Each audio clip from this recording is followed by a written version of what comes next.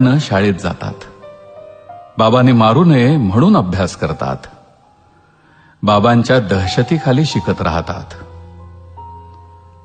हळूहळू मुलं बाबांकडे दुर्लक्ष करून आईवरच प्रेम करू लागतात.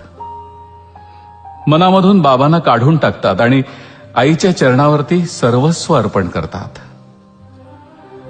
बाबांपासून 4 हात लांबच राहतात. मुलं आईचं गाणं गातात. मुलं आईवर कविता करतात. कोणतंच मूल बाबाला दुधावरची साय म्हणत नाही, लंगड्याचा पाय म्हणत नाही, वासराची गाय म्हणत नाही. बाबांसाठी मुलांकडे शब्दच नसतात. मुलाच्या पायाला ठेच लागली तरी मुलं बापरे म्हणत नाहीत आणि साने गुरुजींनाही श्यामचा बाप दिसत नाही. आई घरात असली की कसं घर भरल्यासारखं वाटतं. बाबा घरात असले की मात्र स्मशान शांतता. मुलं शपथ सुद्धा आईचीच घेतात. बाबा शपथेच्याही लायकीचा नसतो. बाबा असतो केवळ मुलांच्या नावाच्या आणि आडनावाच्या मध्ये, नावापुरता. मुलं विठोबाला माऊली म्हणतात, धरणीला माय म्हणतात आणि देशाला माता म्हणतात. बाबा मात्र धरणीतून, देशातून आणि मुलांच्या मनातून केव्हाच झालेला असतो, हद्दपार.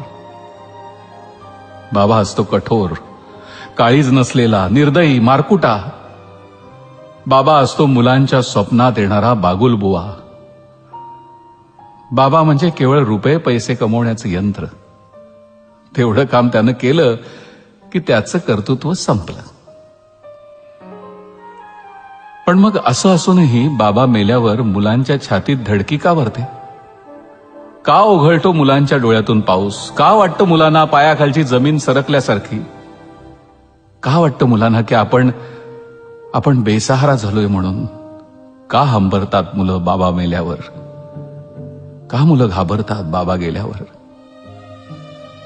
कथा, कादंबऱ्या आणि कवितेत कधीही नसलेला हा पत्थरदिल बाबा प्रत्यक्षात जेव्हा नसलेला होतो तेव्हा का वाटतं मुलांना की डोळे मिटून जी प्रेम करते तिला प्रेयसी म्हणतात, डोळे उघडे ठेवून जी प्रेम करते तिला मैत्री म्हणतात, डोळे वटारून जी प्रेम करते तिला पत्नी म्हणतात आणि स्वतःचे डोळे मिटेपर्यंत जी प्रेम करते तिला आई म्हणतात. पण डोळ्यात प्रेम न दाखवता जो प्रेम करतो त्याला बाबा म्हणतात. शेअर करा ना एका बाबासाठी.